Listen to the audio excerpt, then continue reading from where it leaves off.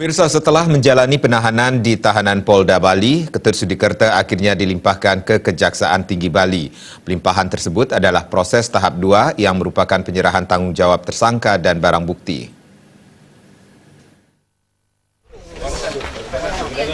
Dengan didampingi 3 personil Polda Bali, tersangka kasus penipuan Ketut Sudikerta diantar menuju ruang Datun Kejati Bali. Sudikerta dalam kesempatan tersebut mengenakan kemeja warna putih dan tidak mengatakan sepatah kata pun kepada awak media yang telah menunggu kedatangannya untuk pelimpahan kasusnya ke Kejati Bali. Tampak pula sejumlah anggota keluarga, termasuk istri Sudikerta dan kuasa hukumnya turut mendampingi dan memasuki ruangan Datun Kejati Bali.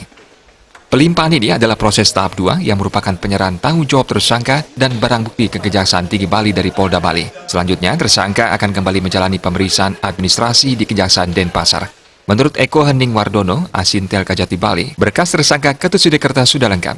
Kejati Bali telah menunjuk 3 orang jaksa untuk proses selanjutnya. Sudikerta didakwa dengan sejumlah pasal, diantaranya pasal penipuan dan pencucian uang atau money laundering. Ini proses dari tahap 2. Proses tahap 2 adalah penyerahan tanggung jawab tersangka dan barang bukti. Nantinya habis dari Kejaksaan Tinggi Bali, nanti administrasinya di Kejaksaan Negeri Denpasar.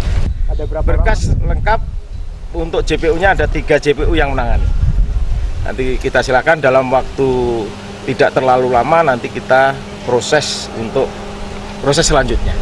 Pasal-pasal yang disangkakan, Pak? Yang pasal-pasalnya kemarin sudah kita sampaikan, mungkin di situ banyak. Perlu nanti kita lihat aja di dalam dakwaan nanti. Antara lain apa aja, Pak? Ya, yang jelas adanya penipuan di situ, untuk money launderingnya juga ada, itu aja. Usai pelimpahan proses tahap 2 di Kejati Bali, Sudikerta kembali mengikuti pemeriksaan administrasi di Kejaksaan Denpasar. Salah satu putusannya adalah penetapan tempat tersangka akan ditahan apakah di Polda Bali atau LP Kerobokan. Hal tersebut sangat tergantung putusan petugas Kejaksaan Denpasar. Riasa dan Putu Ratna.